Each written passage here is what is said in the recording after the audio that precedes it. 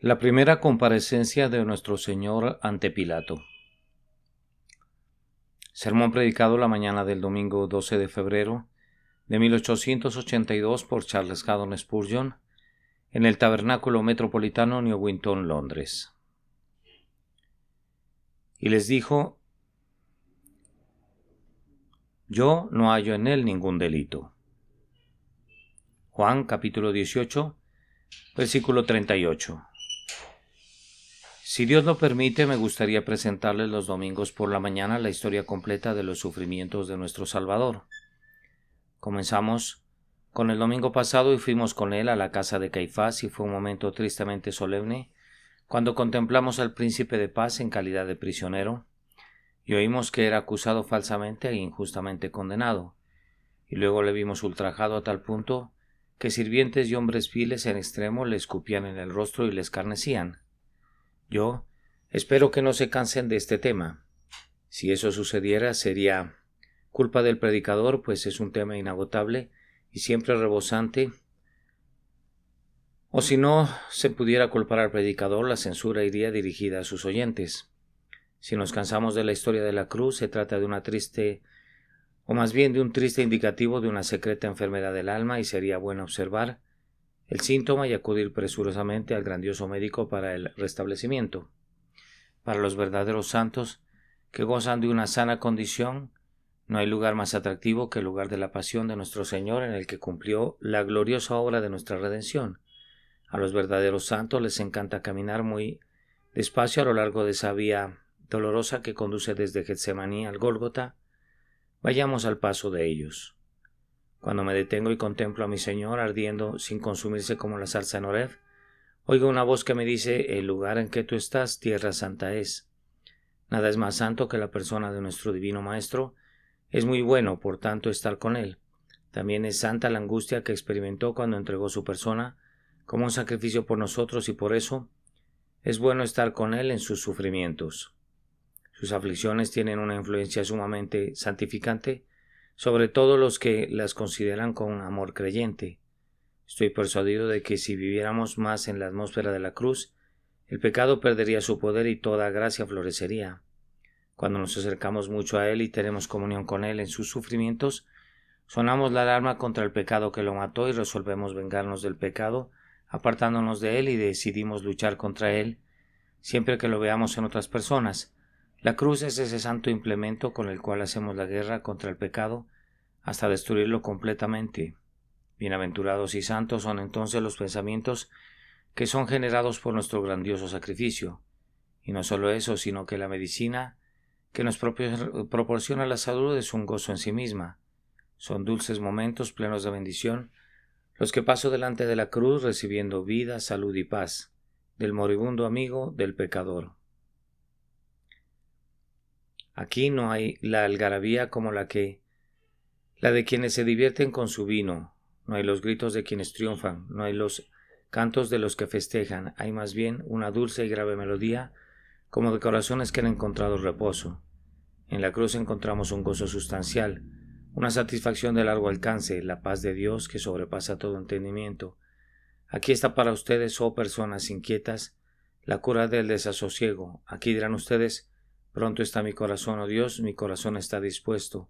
Cantaré y trovaré salmos.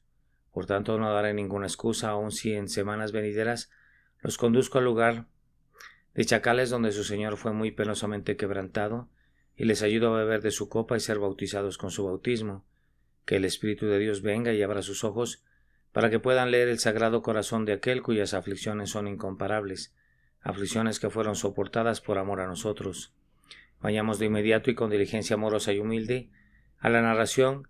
Nuestro Señor fue condenado por los principales sacerdotes por blasfemia, porque él mismo declaró ser el Hijo de Dios, y les dijo que desde ahora le verían venir en las nubes del cielo para ser su juez.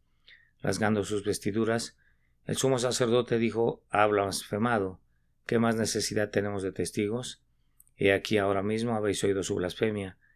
Cuando despuntó la luz matinal, hicieron como si hubiesen completado la formalidad de un juicio celebrado a plena luz del día, aunque realmente le habían condenado durante la noche, y entonces condujeron a Jesús a Pilato. De acuerdo a la tradición, Fue conducido con una soga alrededor del cuello y con sus manos atadas. Y yo creo plenamente en la tradición si recuerdo las palabras de Isaías, como cordero fue llevado al matadero. Era una procesión extrañamente triste, esa que se desplazaba a lo largo de Jerusalén, un poco después de las 6 de la mañana. Los hombres del Sanedrín en toda su pompa y poder rodeaban a esa pobre víctima, a quien estaban a punto de entregar a los gentiles con el único designio de que fuera inmolado. Estos malvados hombres presumidos eran como los perros de los que cantó el salmista cuando su tierno tema era la sierva de la mañana. Cuando llegaron a la casa del gobernador romano, ellos mismos no quisieron traspasar sus puertas. Se dice que era uno de los muchos espléndidos palacios que Herodes el Grande se había construido. La arquitectura era suntuosa, los pisos tenían incrustaciones de mármoles escogidos y todas las recámaras estaban ricamente recubiertas de oro y amuebladas con esplendor oriental. Estos hipócritas escrupulosos no quisieron entrar al grandioso salón porque no querían contaminarse de ninguna manera por tocar a un gentil, pues ya habían comenzado a guardar la Pascua, así que esperaron en el patio y Pilato condescendió a salir a ellos y enterarse del negocio urgente que los había llevado allí tan temprano en la mañana. El gobernador romano era altivo y cruel y aborrecía a los judíos, pero aún así, conociendo su fanatismo y la facilidad con la que armaban un alboroto popular en los tiempos de la Pascua, se quedó en la puerta del palacio y escuchó sus demandas. Pronto averiguó que le habían traído a un prisionero que era evidentemente un hombre pobre y enflaquecido en su apariencia personal, que se veía cansado y que sufría. En torno a él había una dignidad misteriosa combinada con una singular mansedumbre, y Pilato por esta y otras razones sintió un singular interés en él. Fijando primero su mirada en el extraordinario prisionero, se volvió a los airados sacerdotes y les preguntó: ¿qué acusación traéis con este hombre?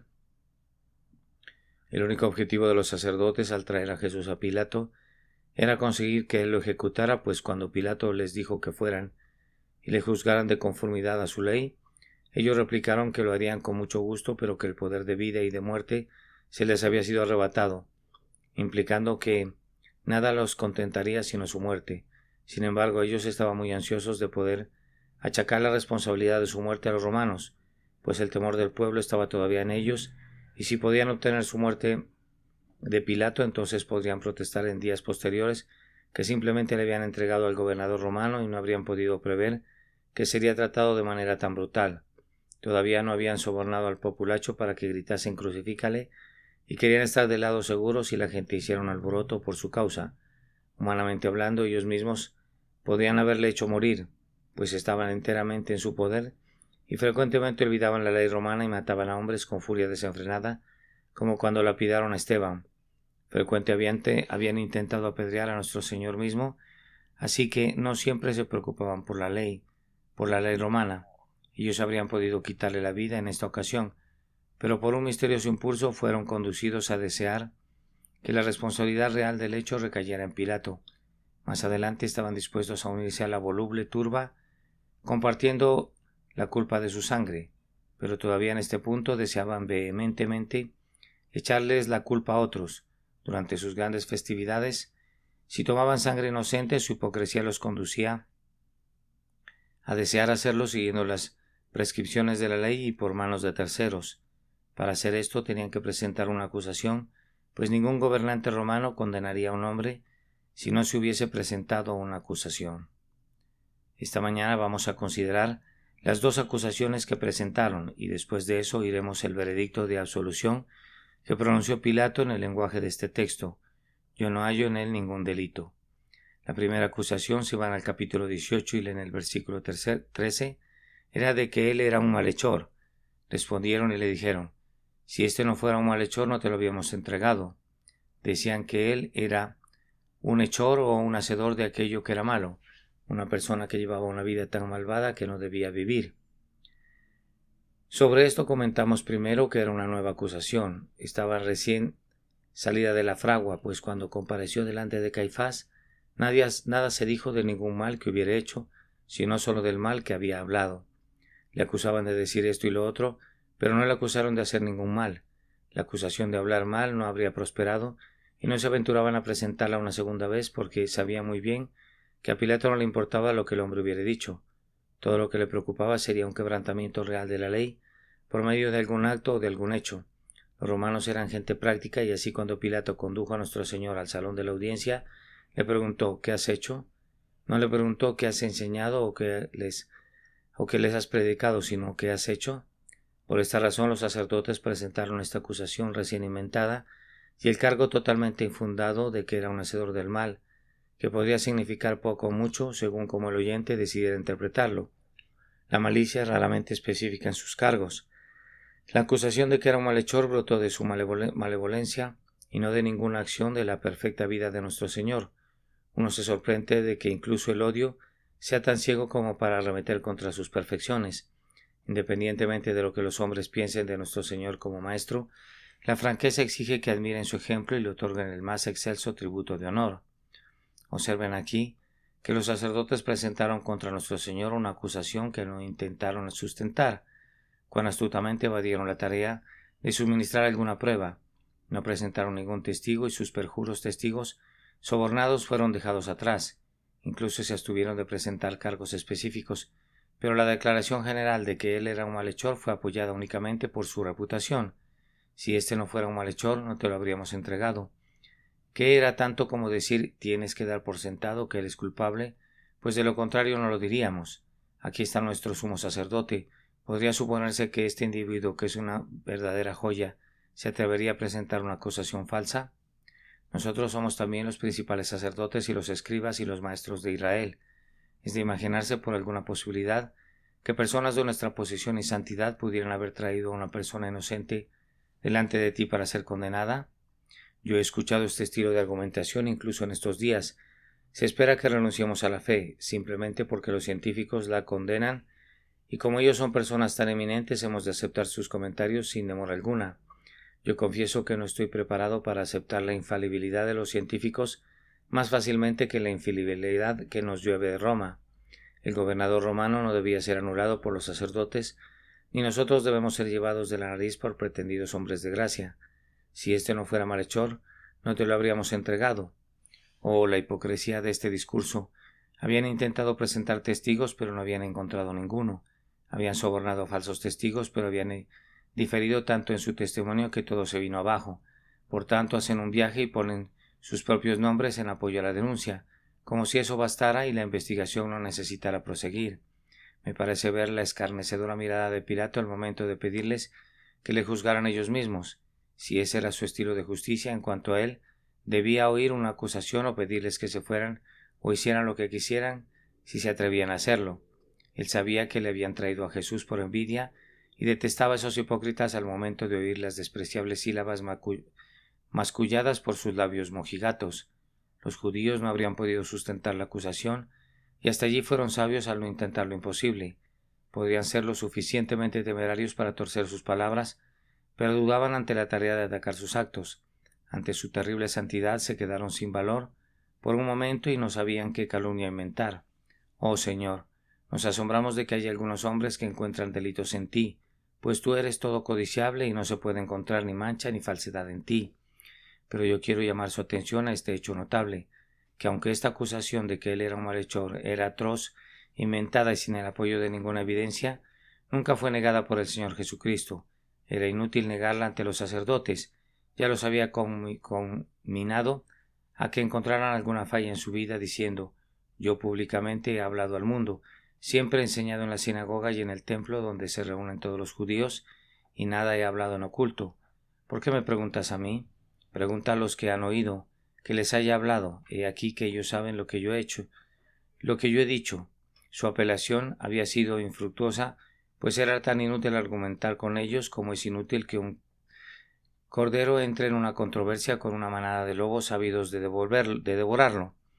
Pero uno hubiera pensado que podía haber algún resultado en su respuesta a Pilato, pues Pilato estaba muy favorablemente impresionado con su prisionero, y si el Salvador se hubiese dignado a dar un relato completo de su vida y demostrar que en vez de ser un malhechor había andado haciendo el bien, no habría podido escapar. La respuesta es esta: nuestro Señor había venido a la tierra con el propósito de ser el sustituto de los hombres culpables, y así cuando fue llamado malhechor, aunque no era una acusación válida, Él soportó pacientemente su vergüenza. Como está escrito, fue contado con los inicuos. Él estaba dispuesto a estar en el lugar del transgresor, y cuando le pusieron allí no se movió de ese lugar. Enmudeció y no abrió su boca. No dice nada porque aunque no había pecado, él cargó sobre sí nuestro pecado. La pregunta que le hizo Pilato, ¿qué has hecho?, era una pregunta que Jesús habría podido responder grandiosamente. ¿Qué he hecho? He alimentado a los pobres, he sanado a los enfermos, he levantado a los caídos y he resucitado a los muertos. ¿Qué he hecho? He vivido una vida de abnegación sin que me importara nada en cuanto a mí o en cuanto a mi propio honor. He sido el vindicador de Dios y el amigo del hombre. ¿Qué he hecho? Ciertamente no he hecho nada por lo que pudieran condenarme a muerte, sino que he hecho todo aquello por lo que deberían aceptarme como su líder y salvador. No oímos ni una sola palabra de esto. La exculpación habría sido completa, pero él no expresó nada. Habría podido desconcertar a sus enemigos, como anteriormente había vencido a los que habían llegado a prenderle, de tal forma que regresaron a sus señores diciendo: «Jamás hombre alguno ha hablado como este hombre». Él habría podido justificarse delante del procurador romano, y saliendo triunfante habría podido escapar de sus dientes, pero debido a que quería estar en nuestro lugar, cuando los hombres imaginaron cosas perversas contra él, fue sordo y como mudo no abrió su boca. Hemos de adorarle y bendecirle por su clemente condescendencia y por su gracia incomparable al estar en nuestro lugar. Pero además nuestro Señor, al ser contado como un transgresor por Pilato, quería morir la muerte establecida por la ley romana para los malhechores. Si los judíos hubieran sentenciado a muerte a nuestro Señor por blasfemia, la condena habría sido lapidación, pero ninguna de las profecías que fueron dichas anteriormente en relación al Mesías habló de que sería arrojado al suelo por piedras. La muerte ordenada para él era la crucifixión. Juan dice en el capítulo 18, en el versículo 32, para que se cumpliese la palabra que Jesús había dicho, dando a entender de qué muerte iba a morir. ¿Cuál fue esa palabra? ¿Acaso no es la palabra expresada en el capítulo 12 del Evangelio de Juan, en el versículo 32? Y yo, si fuera levantado de la tierra, a todos atraeré a mí mismo. Y decía esto dando a entender de qué muerte iba a morir. Ser levantado de la tierra en una cruz era una muerte que solo podía venir de los romanos. Los judíos, tal como lo he dicho antes, ejecutaban a los hombres apedreándolos, por cuanto él debía ser condenado por los romanos para que se cumplieran sus propias palabras. Él había hablado incluso más expresamente en un pasaje registrado por Mateo, en el capítulo 20, en el versículo 17, donde había declarado cómo debía morir. Subiendo Jesús a Jerusalén, tomó a sus 12 discípulos aparte en el camino y les dijo: «He aquí, subimos a Jerusalén, y el Hijo del Hombre será entregado a los principales sacerdotes y a los escribas, y le condenarán a muerte, y le entregarán a los gentiles para que le escarnezcan, le azoten y le crucifiquen, mas al tercer día resucitará». Para que la palabra que había hablado se cumpliera, nuestro bendito Señor rehusó argumentar ante Pilato cosa alguna en respuesta a la pregunta: «¿Qué has hecho?». Él se presenta como un transgresor para morir la muerte de un transgresor. Por tanto, bendito sea su nombre, adorable para siempre, por su voluntaria aceptación del castigo por causa nuestra. Cuando pienso en esa palabra malhechor, otra palabra salta directamente a mis labios. No le llamen malhechor, sino benefactor. Cuán grande benefactor ha de ser quien, para beneficiarnos, permite ser llamado malhechor. Solo piensen que quien se sienta en este momento en el centro de ángeles que adoran haya sido llamado malhechor, que aquel de cuya inextinguible provisión de bondad todos los santos en el cielo y en la tierra son alimentados, se ha llamado malhechor, que aquel que no pensó nunca en dañar a los hombres y que más bien su propia alma es amor, cuyas palabras y pensamientos han sido todos de bondad, para que con esta raza caída se ha llamado a pesar de todo ello malhechor. Oh tierra, ¿cómo pudiste tolerar una mentira tan grave contra la infinita bondad del Hijo de Dios? Y sin embargo, bendito sea por siempre su nombre, pues él no lanza de regreso la acusación, ya que eso hubiera sido para arruinarnos. Él soporta mansamente el escándalo por nuestra causa. ¿Acaso esto no debería endulzar cada título de reproche que nos pudieran atacar jamás? ¿Qué importa que nos encajen nombres impenitentes? Ellos llamaron al Señor de la casa malhechor. ¿Podrían llamarnos de alguna peor manera? ¿Buscaremos la honra allí donde nuestro capitán no encontró nada sino vergüenza? Por esa razón debe ser nuestra gloria sobrellevar vergüenza y afrentar por causa de Jesús. Esto es suficiente en cuanto a la primera acusación. En segundo lugar, cuando los sacerdotes y los escribas descubrieron que no bastaba con llamarle simplemente malhechor, estos viles hombres cambiaron su táctica y, de acuerdo a Lucas, le acusaron de proponerse ser rey. Dijeron que fraguaba la sedición, que prohibía pagarle tributo a César y que se constituían rey. Estas eran tres grandes mentiras, pues Jesús había predicado la paz y no la sedición. Su ejemplo era de sumisión, no de rebelión. Su espíritu era el de un siervo, no el de un turbulento líder de un partido. Él nunca había dicho que los hombres no debían pagarle tributo a César. Por el contrario, había dicho: dad a César lo que es de César, y se sometía a toda ordenanza de la autoridad. Él nunca se había propuesto ser rey en el sentido que ellos lo decían. Si hubiese hecho eso, muchos que eran ahora sus acusadores podrían haber sido sus partidarios. La acusación contra Jesús de querer erigirse como rey, en el sentido de que ellos deseaban que Pilato lo entendiera, era completamente falsa, pues cuando la multitud hubo sido alimentada querían llevarle y hacerle rey, pero él se escondió. Es más, lejos de desear ser rey, cuando uno le dijo: maestro, di a mi hermano que parta conmigo la herencia, él respondió: hombre, ¿a quién me ha puesto sobre vosotros como juez o partidor? Él depuso todo intento de interferencia con los poderes reinantes. Sus acusadores deben haber sabido que si él hubiese querido, tenía el poder que le respaldaba para sustentar sus reclamos, tal como le dijo a Pilato, que si hubiese sido rey de un dominio mundano, sus servidores habrían luchado por él, sus seguidores habrían sido valerosos y valientes y entusiastas y sin duda les habrían causado problemas sin fin, tanto a los judíos como a los romanos, si su líder hubiera reclamado una soberanía temporal. Pero nuestro Señor había ordenado que Pedro guardara su espada en su vaina y sanó la herida que Pedro había provocado. A lo largo de su vida había predicado paz y amor y un reino que es justicia y paz. Él no era un rival de César y ellos lo sabían. Y por favor noten que esta acusación de que Cristo era rey no provenía del poder gobernante. Cuando Pilato le preguntó a nuestro Señor: ¿eres tú el rey de los judíos?, nuestro Salvador respondió sabiamente: ¿dices tú esto por ti mismo o te lo han dicho otros de mí? ¿Tienes alguna razón para pensar que soy un líder de la sedición? Como gobernador de esta nación tienes que vigilar cuidadosamente, pues los del pueblo son sediciosos.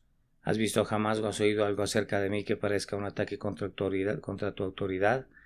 ¿Tienes algo que sea de tu propio conocimiento, que te conduzca a levantar una acusación en mi contra? Pilato, no sabiendo absolutamente nada en contra suya y en verdad escarneciendo la idea de que supiera algo acerca del pueblo judío, a quienes detestaba, replicó arrogantemente: ¿soy yo acaso judío? Tu nación y los principales sacerdotes te han entregado a mí. Un gran punto fue ganado cuando Pilato dijo esto. Quedó demostrado que la acusación era una mera invención, puesto que el ojo de águila del procurador romano no había visto nunca la menor justificación para ella. De manera muy visible se trataba de una acusación frívola. ¿Cómo podría ser un peligro para César ese hombre inofensivo y desamparado? ¿Qué tenían que temer las legiones romanas de ese solitario ser sufriente? Él era demasiado manso y puro para amenazar con guerra y contienda al imperio de Tiberio. Mírenle y desen cuenta de lo absurdo de la situación. Además, parecería algo extraño que el pueblo judío llevara delante del gobernador romano a su propio rey. ¿Es esta la manera en que los súbditos tratan a sus monarcas? Si él fuera líder de una sedición, no parecería haber tenido éxito con sus paisanos, pues las cabezas del pueblo están buscando su muerte.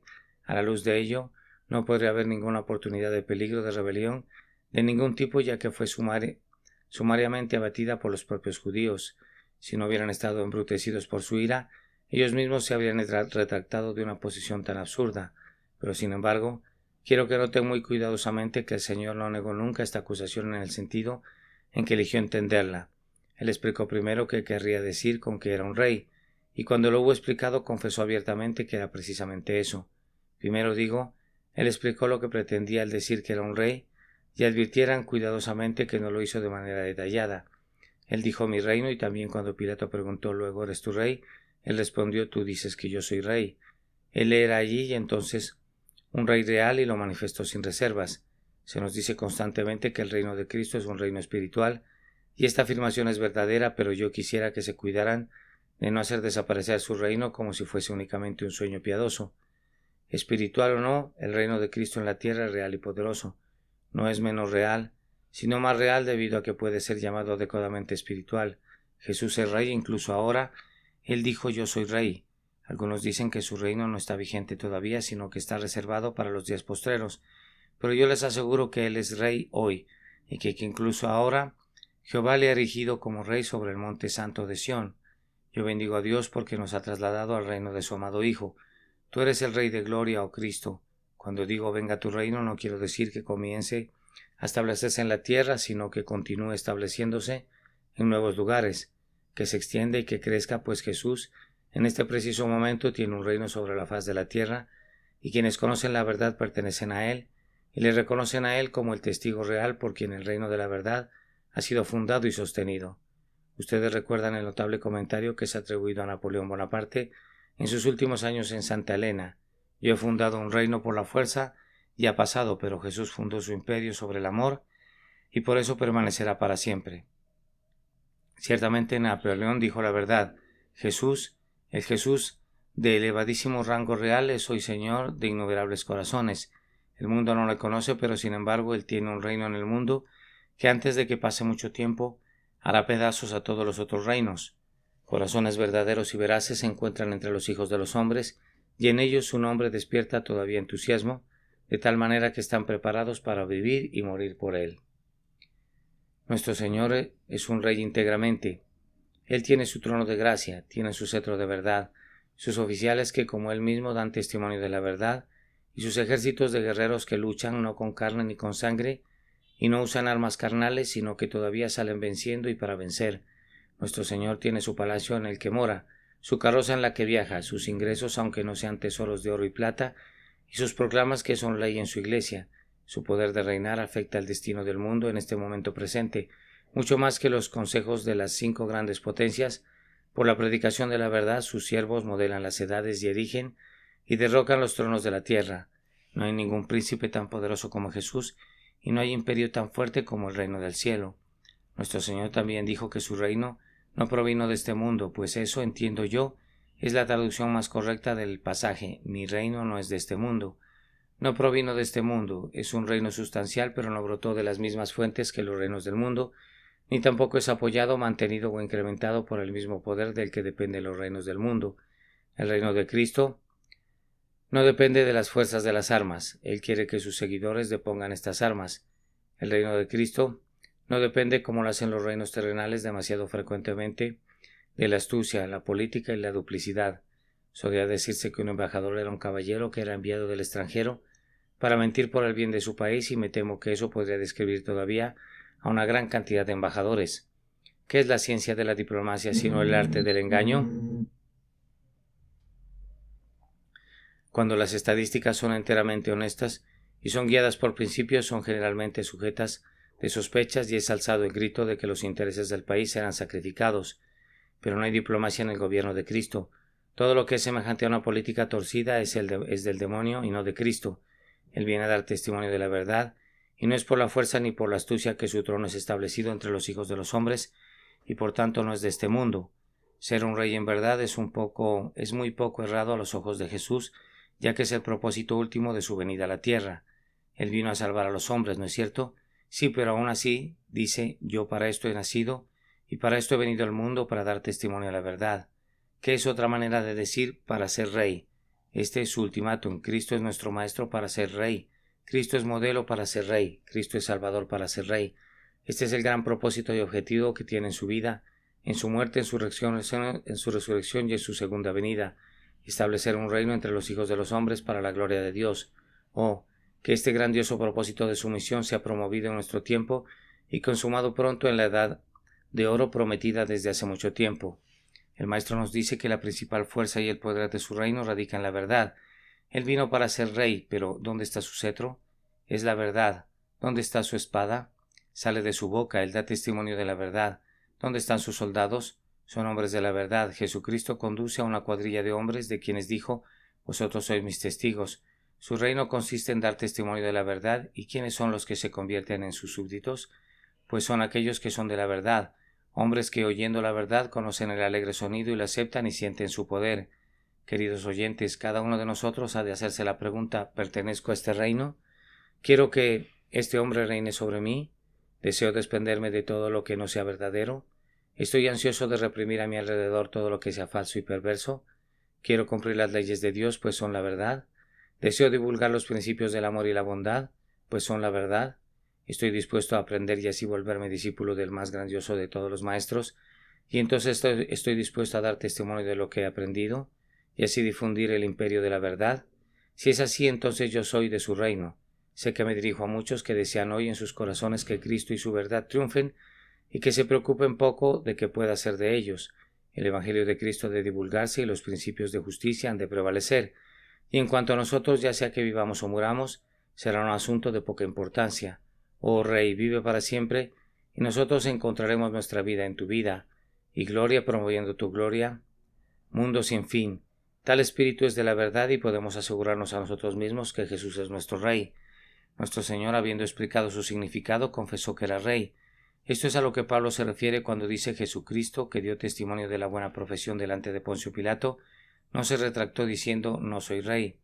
Pilato habría podido liberarse entonces, pero habló valerosamente en lo concerniente a su bendito, a su misterioso y portentoso reino, y por tanto no era posible que fuera liberado. Esto en verdad fue su acusación escrita sobre su cruz. Este es el rey de los judíos. Pobre Pilato, él no entendió a nuestro Señor como tampoco los hombres de este mundo entienden el reino de Cristo. Pilato le preguntó qué es la verdad, y sin esperar una respuesta salió otra vez a los judíos. Ah, hermanos, no neguemos nosotros mismos nunca que Jesús es un rey, pero lo haríamos si no viviéramos de acuerdo a su mandato. O ustedes que aseveran que son de Cristo, pero que no viven de acuerdo a las leyes de Cristo. Ustedes prácticamente niegan que Él sea un rey.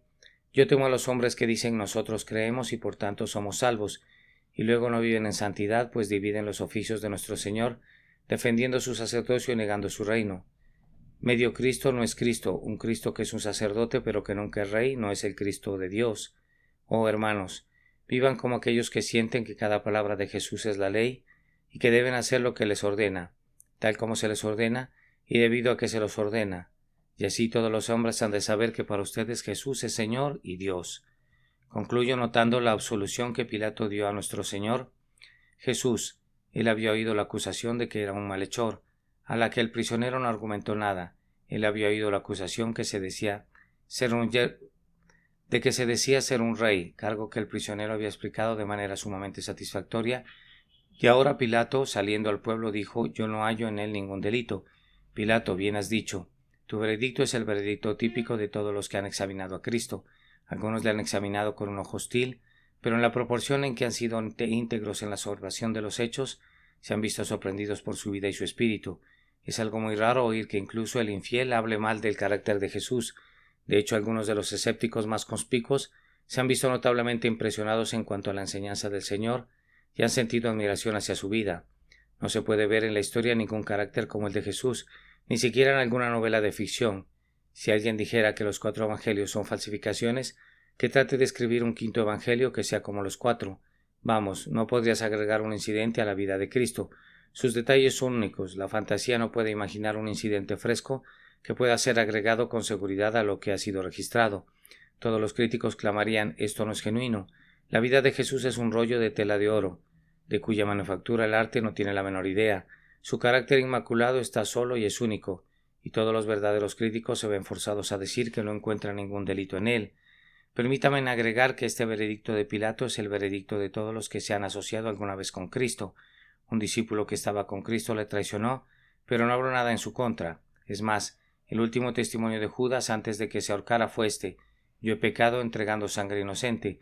Si hubiese habido un delito en Jesús, el espía lo habría detectado. Su remordedora conciencia se habría alegrado mucho si se hubiera encontrado allí un sedante, pero incluso Judas se vio forzado a decir: yo he pecado entregando sangre inocente. ¿Quién de vosotros me redarguye de pecado? Es el reto de Jesús para el cual no hay respuesta. Algunos de nosotros hemos vivido con Cristo espiritualmente, en el curso de su providencia. Él nos ha abatido mucho a algunos de nosotros por medio de la enfermedad, o por duelo o por pérdidas. Todos los salvados por nuestro Señor han caído bajo la disciplina de su casa, porque el Señor al que ama disciplina y azota a todo el que recibe por hijo. Ahora, ¿cuál es el veredicto de todos los aquí presentes que conocen a Jesús nuestro Rey? Por mi parte no encuentro ningún delito en él. Él es todo codiciable, él es toda mi salvación y todo mi deseo. ¿No creen que todos los millones de cristianos que han vivido esperando en Cristo, alguien ya nos habría dicho que él está habitado, que él está habituado a desilusionar a su pueblo? De entre tantos creyentes que habitan con él, seguramente uno que otro al llegar su muerte ya nos habría dicho que él no era todo lo que profesa ser. ¿No habrían confesado uno que otro: yo confié en Cristo y él no me ha liberado de todo, es un engaño? Seguramente De los muchos que hemos visto partir, habríamos encontrado a uno o dos que habrían publicado el secreto y habrían dicho: es un engañador, él no puede ayudar, él no puede liberar, pero nunca ningún creyente moribundo a través de las edades ha hablado mal de él, sino todos han dicho: yo no hallo en él ningún delito. Fíjese en que ese será el veredicto de cada uno de ustedes. Si alguien rechaza a Cristo cuando esté en su tribunal, para ser condenado porque no cree en él, y cuando esa palabra que marchita, apartaos de mí, malditos, lo consigne a su porción sempiterna, entonces se verá obligado a decir: yo no hallo en él ningún delito, no hubo ninguna falla en su sangre, la falla estuvo en mi falta de fe. No hubo ninguna falla en su espíritu, la falla estuvo en mi obstinada voluntad. No hubo ninguna falla en su promesa, la falla fue que yo quise recibirle. No hubo en él ningún delito. Él nunca me desdeñó, nunca rehusó oír mis plegarias. Si mis domingos fueran desperdiciados, no fue culpa suya. Si yo desafié el Evangelio, no fue culpa suya. Si he perecido, mi sangre está a mi propia puerta, yo no hallo en él ningún delito. Desde todas partes de la creación se alzará una testificación a su perfección. El cielo y la tierra y el infierno se unirán, todos ellos al veredicto común: nosotros no hallamos en él ningún delito. Los voy a despedir después de darles 3 palabras prácticas para que piensen en ellas.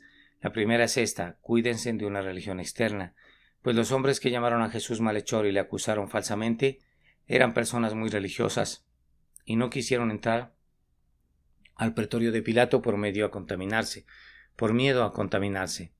Eran fuertes en rituales, pero débiles en moral. No hay personas más inveteradas en contra de los principios del Evangelio que aquellas cuya religión consiste en formas y ceremonias que no afectan sus corazones. Les exhorto a que rasguen sus corazones y no sus vestidos. Sigan a Cristo espiritualmente, sigan a Cristo en sus propias almas, pues de lo contrario los sacramentos serán su ruina, e incluso al tratar de mantenerse alejados de la contaminación ceremonial, se estarán contaminando con la hipocresía. Lo siguiente es exhortarlos, queridos amigos, y exhortarme yo mismo, para evitar toda altiva mundanalidad como la de Pilato. Pilato trata todo el asunto caballerosamente. Él es un romano soberbio y altivo, odia al pueblo que gobierna, y aunque tiene una conciencia y al principio muestra cierta delicadeza hacia el prisionero, su fin principal y su objetivo eran conservar su puesto y amasar una fortuna, y por eso la sangre inocente debía ser derramada. Él tenía que agradar a los judíos incluso si tenía que asesinar al justo. Esta egoísta mundanalidad en la que un hombre convierte a su oro y a él mismo en su Dios, siempre trata a la religión con desprecio. El hombre se preocupa por su tajada y pregunta burlonamente: ¿qué es la verdad? Él sabe lo que es el dinero y qué es el poder, pero ¿qué es la verdad? Es un sueño, es un disparate para él, y la desprecia. Hay personas ahora a nuestro alrededor, habilidosos hombres, que son servidores del tiempo, con grandiosas nociones de sus propias habilidades, y para ellos Jesús y su Evangelio son asuntos para ancianas sirvientas y lo que llaman la cuadrilla puritana. Tales tópicos no son para caballeros pensadores de cultura y entendimiento, con sus elevados y poderosos egos. ¿Qué es la verdad?, preguntan. Están inclinados más bien favorablemente a la religión, es decir, no la persiguen, pero la desprecian, que en algunos aspectos es peor. Dicen: somos agnósticos, no tenemos un punto de vista particular, tenemos un corazón grande y permitimos que cada individuo piense como quiera, pero aún así no hay nada en todo eso. Todo es asunto de opinión. Un hombre dice esto es la verdad y otro dice aquello es la verdad. ¿Y cómo hemos de saberlo? El hecho es que no hay tal cosa como una verdad fija del todo. Ya que diferentes credos dejan que sus infortunados adeptos luchen, no podría estar mal quien lleva una vida recta. Esta es la conclusión de este gran hombre en este asunto, y sin embargo sucede que la vida de este caballero no es recta del todo, y por tanto, por su propia evidencia, no tiene mucho gozo de su preciosa estrofa. Me parece verle conforme gira sobre sus talones, haciendo la pregunta: ¿qué es la verdad? Que él sea una advertencia para ti. No has de acercarte a tal arrogante frivolidad, siempre has de ser lo suficientemente necio para juzgar francamente. Sé tan poco listo como para estar dispuesto a aprender todavía. Sé tan poco seguro de tu propia infalibilidad que al menos oigas las razones e inquieres si estas cosas son así. Ay, me temo que por medio de la altivez mundana muchos oirán que se dice de ellos como se dice del gobernador romano cada día en el credo: padeció bajo el poder de Poncio Pilato. Oh, cuántas veces Cristo ha padecido bajo gente precisamente como Poncio Pilato. Por último, todos nosotros hemos de someternos a Jesús nuestro Rey, agotado y desfallecido, emaciado y quebrantado, con su rostro más desfigurado que el de cualquier otro hombre. Inclinémonos delante de él y digamos: Salve, Rey de los judíos. Tú eres Rey por los siglos de los siglos.